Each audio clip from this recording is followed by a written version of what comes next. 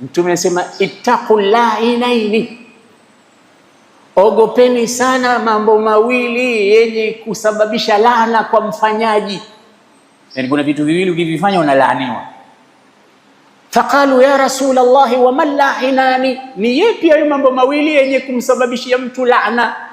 Yani akilifanya hilo jambo analaaniwa na Allah mtu, au analaaniwa na watu. Na ukilaaniwa na watu ndio utalaaniwa na Allah, kwa sababu ndimi za watu zitasababisha wewe kuperemshiwa malana. Mambo mawili. Wakamuuliza ya Rasulullah, ni mambo gani hayo yanayosababisha laana kwa watu na watu wanayafanya?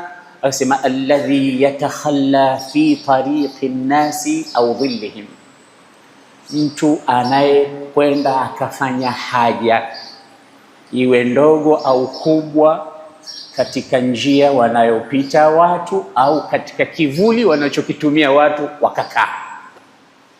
Angalia, Uislamu unakufundisha mpaka usiende ukawaharibia watu mazingira katika njia yao wanaopita. Ni wangapi katika sisi tumeshatoa nafsi zetu tukakojoa pahala ambapo unaona kuna bench watu wenyewe huwa wanakaa, au kuna kikao chochote kile ambacho cha aina yoyote kile, ukasema leo nawapata hapa, wakija leo wakikaa hapa watakoga.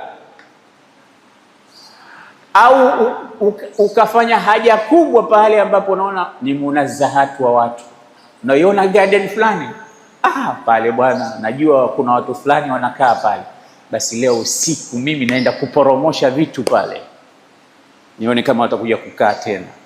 Alafu ukitoka pale unakwenda umefanya jambo kweli kweli. Sasa bwana huyu kiumbe huyu, huyu bwana huyu kiboko yao, unafurahi, watu wamekusifu kwamba umeenda kunya pahali ambapo watu wamepumzika wenyewe na familia zao, wanakuja pale kupumzika. Alafu wewe una jina kubwa pengine la mmoja katika mitume waliokuja kutangaza Uislamu, unasema huo ndio Uislamu. Hapana.